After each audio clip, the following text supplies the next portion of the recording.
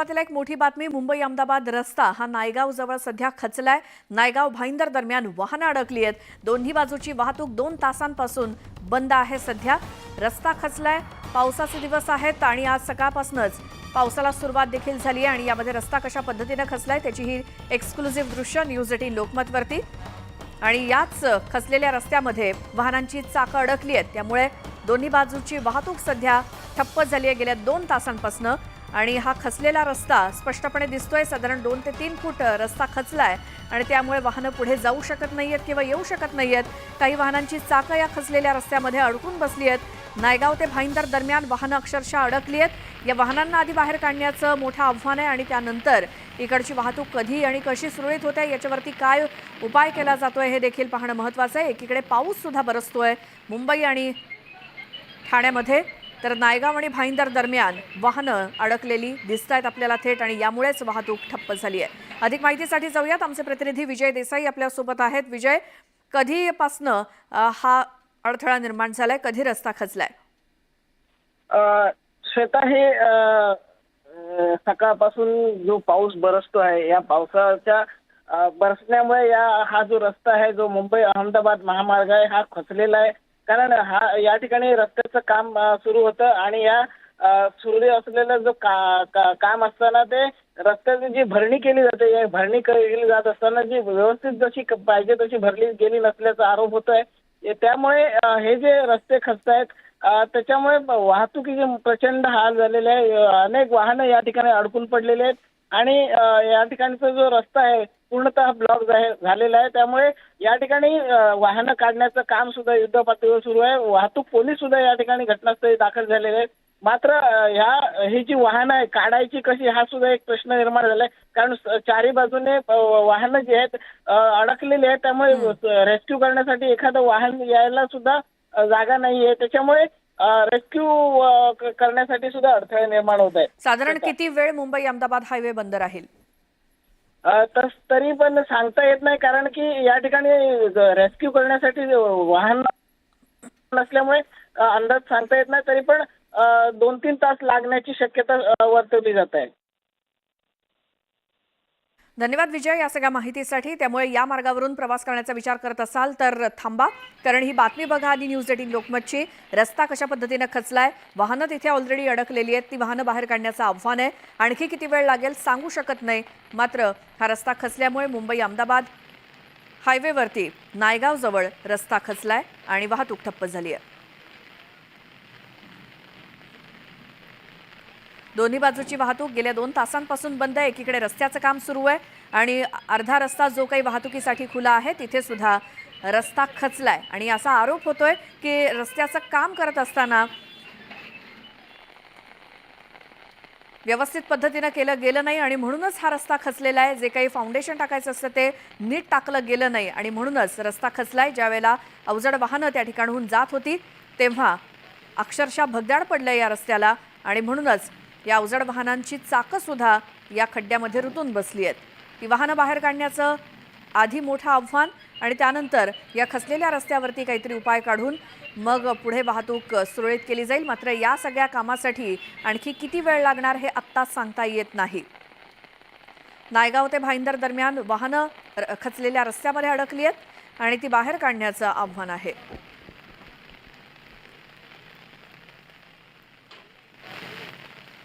तर शहापूरमध्ये विजांच्या कडकडाटासह मान्सूनचं दमदार आगमन झालंय आणि सकाळपासून पडलेल्या पावसामुळे बळीराजा सुखावलाय।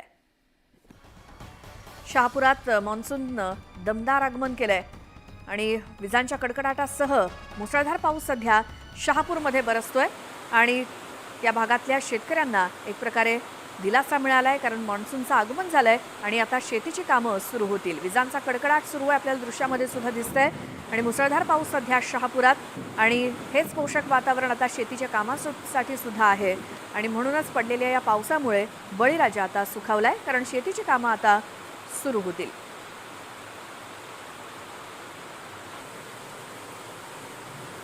भात शेतीसाठी पाऊस जो गरजेचा असतो त्यानंतर आता शहापुरात भात शेतीला देखील सुरुवात होईल।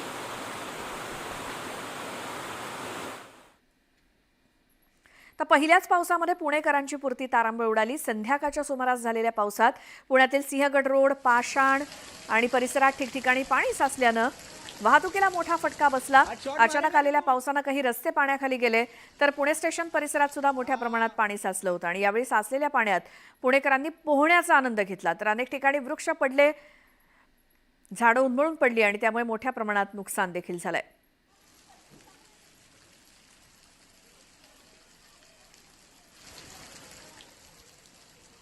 शॉट मारेंगे क्या? हाँ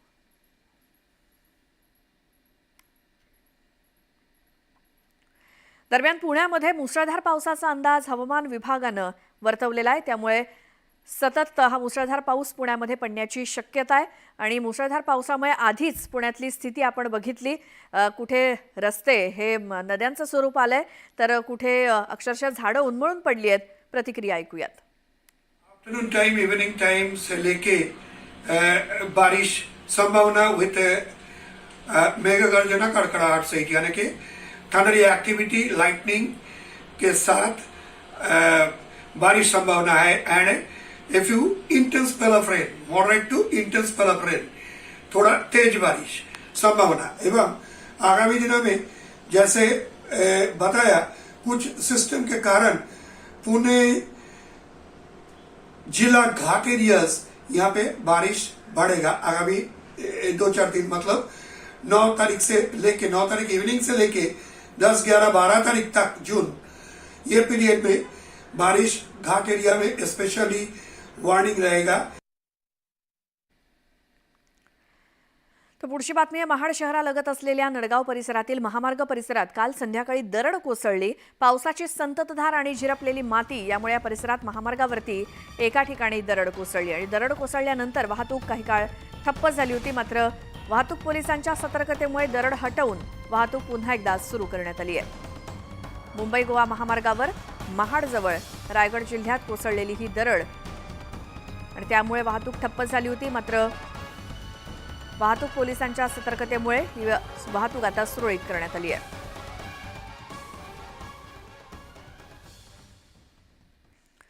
राज्यामध्ये मान्सून पूर्व पावसानं तर दमदार हजेरी लावली. कुडाळ, सांगली, पिंपरी चिंचवडमध्ये जोरदार पाऊस झालाय. पहिल्याच पावसानं सिंधुदुर्ग जिल्ह्यातील कुडाळ शहरातील जनजीवन विस्कळीत झालं. 2 तासांपासून मुसळधार पाऊस पडत असल्यानं रस्त्यावरती पाणी साचलं. त्यामुळे वाहन चालकांसोबतच पादचाऱ्यांना सुद्धा याचा फटका बसलाय. तर सांगली शहरासह परिसरात मुसळधार पावसामुळे पलूस सांगली मार्ग बंद झाला.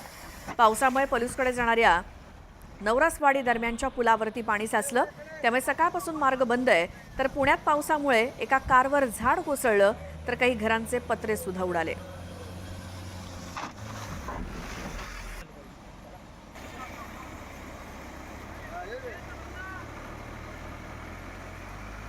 सिंधुदुर्गातल्या कुडाळमध्ये त्याचसोबत सांगली पलूस पुलावरून पाणी वाहत असल्यामुळे तो रस्ता बंद झालाय.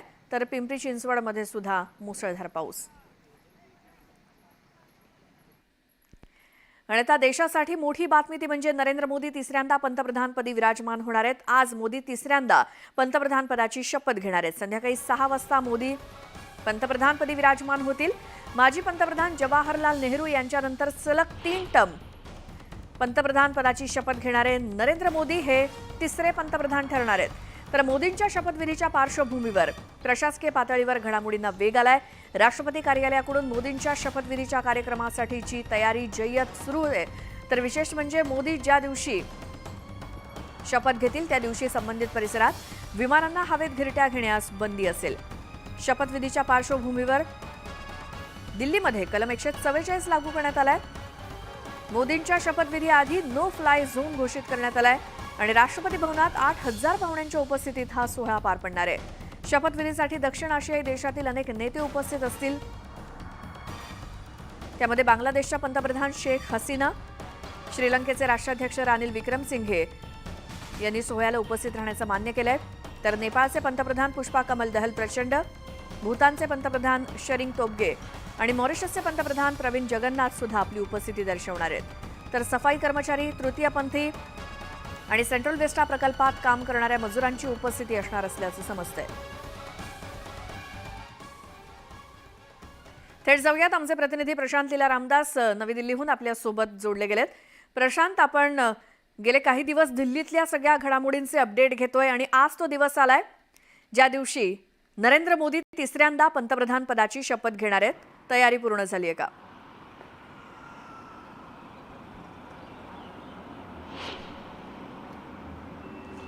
श्वेता, मी सध्या इंडिया गेट परिसरामध्ये आहे आणि इंडिया गेट परिसरामध्ये असे पोस्टर लागले आहे, फिर एक बार मोदी सरकार. पंतप्रधान नरेंद्र मोदी हे तिसऱ्यांदा प्रधानमंत्री होत आहे, त्यामुळे देशवासियांचे आभार. अशा प्रकारचे पोस्टर हा संपूर्ण जो परिसर आहे हा इंडिया गेट परिसर आहे. आणि या इंडिया गेट परिसरामध्ये जर बघितलं तर इथे युद्ध स्मारक आहे, त्यामुळे सैनिकांचं ये-जा देखील सुरू आहे. इथे सगळे तीनही सेनादलाचे सैनिक इथे आहेत. आणि महत्त्वाचं म्हणजे जर बघितलं तर आज राष्ट्रपती भवनामध्ये सायंकाळी 7:15 शपथविधी कार्यक्रमाला सुरुवात होणार आहे. त्यामध्ये अत्यंत महत्त्वाचं हे असणार आहे की जगभरातले अनेक पाहुणे यासाठी उपस्थित असणार आहे. जसा श्वेता आपण उल्लेख केला, 8,000पेक्षा जास्त सर्वसामान्य नागरिकांना निमंत्रित करण्यात आलं आहे. त्यामध्ये सेंटर विस्टाचे जवळपास साधारणतः कामगार असणार आहे. त्यानंतर सफाई कामगार मोठ्या संख्येत असणार आहे. जर सुरक्षा व्यवस्था जर बघितली तर G20च्या धर्तीवरची सुरक्षा व्यवस्था आहे. पॅरामिलिटरी फोर्सेस आहे, NSG तैनात करण्यात आलेले आहे. हा इंडिया गेट परिसरामध्ये जर या भागात बसलं, या भागामध्ये 144 लावण्यात आलेला आहे आणि हा संपूर्ण परिसर खाली करण्यात आलेला आहे, रिक्त करण्यात आलेला आहे. ठिकठिकाणी ट्रॅफिक पोलीस आहे आणि कुठल्याही असं म्हणता येईल की जड माल वाहतुकीला इथे बंद करण्यात आलेला आहे फक्त. आणि या संपूर्ण परिसरामध्ये इंडिया गेट परिसरामध्ये जर बघितलं आपण त्या घडीला तर संपूर्ण हा परिसर आपल्याला खाली दिसतोय, कारण की थोड्याच वेळात पंतप्रधान नरेंद्र मोदी हे याच परिसरात येण्याची शक्यता आहे जिथे मी आहे. त्यामुळे पंतप्रधान नरेंद्र मोदी जेव्हा तिसऱ्यांदा शपथ घेत आहे पंतप्रधान पदाची, हा इतिहास होणार आहे. पंडित जवाहरलाल नेहरू यांच्यानंतर पंतप्रधान नरेंद्र मोदी असे विरोधी पक्षाचे पहिले असे नेते आहेत जे तिसऱ्यांदा पंतप्रधान होत आहेत. त्यामुळे संपूर्ण तयारी जी आहे ती युद्धस्तरावरती आहे. भारतीय जनता पक्षाने या शपथविधी कार्यक्रमाला भव्य दिव्यता यावी यासाठी मोठी एक समिती तयार केली आहे. त्यांच्या वतीनंच या संपूर्ण शपथविधी कार्यक्रमाची तयारी आणि त्याची रणनीती आखण्यात आली होती. सोबतच केंद्र सरकारचे अनेक अधिकारी या शपथविधी कार्यक्रमाला यशस्वी करता यावे यासाठी सलग 4 दिवसापासून दिवस रात्र कार्यरत आहे. श्वेता, धन्यवाद प्रशांत सगळ्या माहितीसाठी. आणि आजचे दिवसभरातले महत्त्वाचे अपडेट सुद्धा दिवसभर तुम्हाला न्यूज 18 लोकमतवरती बघायला मिळतील, कारण आज नरेंद्र मोदी यांचा शपथविधी सोहळा आहे. आता नरेंद्र मोदी तिसऱ्यांदा पंतप्रधान पदाची शपथ घेणार आहेत. आज संध्याकाळी राष्ट्रपती भवनाच्या आवारात पार पडणाऱ्या या सोहळ्याची तयारी पूर्ण झाली आणि त्याचवेळी मागील 10 वर्षांनंतर पहिल्यांदाच आघाडीचं सरकार बनत असल्यामुळे मोदींच्या मंत्रिमंडळाचा फॉर्म्युला ठरल्याचं पाहायला मिळते. नेमका हा फॉर्म्युला कसा असेल आणि महाराष्ट्रातून कुणाकुणाला मंत्रिपदाची लॉटरी लागू शकते, जाणून घेऊयात या रिपोर्टमधून.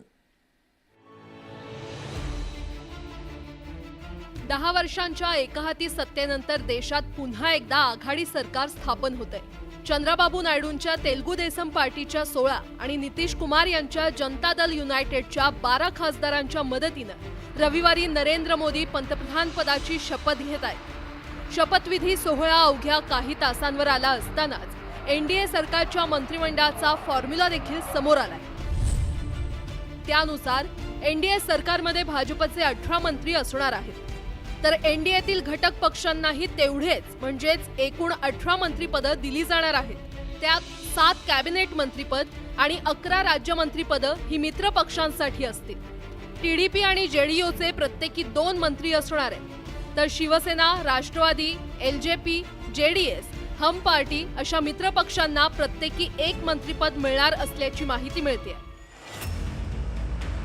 दरम्यान पंतप्रधान नरेंद्र मोदींसोबत महाराष्ट्रातून किती मंत्र्यांना संधी मिळेल याचीही चर्चा अंतिम टप्प्यात आल्याचं दिसतंय. भाजपच्या कोट्यातून महाराष्ट्राला 4 ते 5 मंत्रिपदं मिळण्याची शक्यता आहे, ज्यासाठी काही नावांची चर्चाही सुरू झाली आहे. मागील दोन्ही सरकारमध्ये महत्त्वाची खाती सांभाळणाऱ्या नितीन गडकरींची पुन्हा एकदा मंत्रिपदी वर्णी लागणार हे जवळपास निश्चित आहे. नितीन गडकरी हे यावेळी विदर्भातून विजय मिळवणारे भाजपचे एकमेव खासदार आहेत. पियुष गोयल यांना देखील पुन्हा एकदा संधी मिळणार हे जवळपास निश्चित आहे. पियुष गोयल हे मुंबईतून निवडून आलेले भाजपचे एकमेव खासदार आहेत. मोदींच्या मागच्या मंत्रिमंडळात कॅबिनेट मंत्री राहिलेल्या नारायण राणेंना देखील पुन्हा संधी मिळण्याची शक्यता आहे। राणेंनी ठाकरेंच्या शिवसेनेचा कोकणातील बालेकिल्ला उद्ध्वस्त करत भाजपचा झेंडा रोवलाय। याचं बक्षीस त्यांना मिळण्याचा अंदाज आहे। याशिवाय साताऱ्यामधून विजयी झालेले आणि मराठा चेहरा म्हणून उदयनराजेंचं देखील नाव चर्चेत आहे। त्याचवेळी जळगावच्या रावेरमधून विजयाची हॅट्रिक करणाऱ्या रक्षा खडसेंनाही मंत्रिपद मिळण्याची शक्यता आहे। भाजपसोबत महाराष्ट्रातील मित्रपक्ष असलेल्या शिंदेंच्या शिवसेनेला आणि अजित पवारांच्या राष्ट्रवादीला देखील मंत्रिपदी संधी मिळणार हे निश्चित झालं, ज्यात राष्ट्रवादीकडून प्रफुल्ल पटेलांच्या नावावर शिक्कामोर्तब झाल्याची चर्चा आहे। आम्ही विनंती केलेली आहे की आम्हाला पण त्याच्यामध्ये सामावून घ्यावं म्हणून, राज्यातल्या मंत्रिमंडळ विस्ताराचा देखील एक सामावून घ्यावं म्हणून राज्यातल्या मंत्रिमंडळ केलेली आहे। दुसरीकडे शिंदेंच्या शिवसेनेत मात्र एका मंत्रिपदासाठी अजूनही रस्सीखेच सुरू असल्याचं दिसतंय। त्यामुळे आता मुख्यमंत्र्यांनी केंद्रीय मंत्रिपदासाठी मेरिटच्या आधारे निर्णय घेणार असल्याचं स्पष्ट केलंय।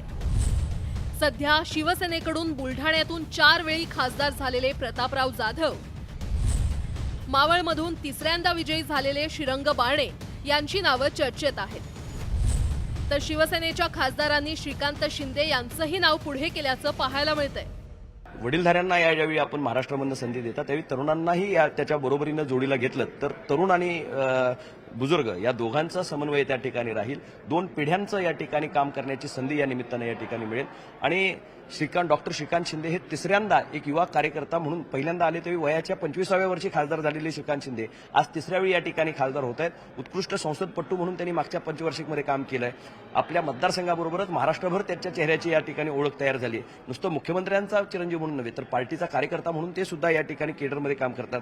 कायम बिहाइंड द कर्टन काम करणाऱ्या मुलाला आज 3ऱ्यांदा निवडून आल्यानंतर जर या ठिकाणी संधी याची मिळाली तर त्या पदाला ते न्याय देऊ शकतील आणि त्या कामाची फायदा महाराष्ट्राला आणि देशाला या ठिकाणी।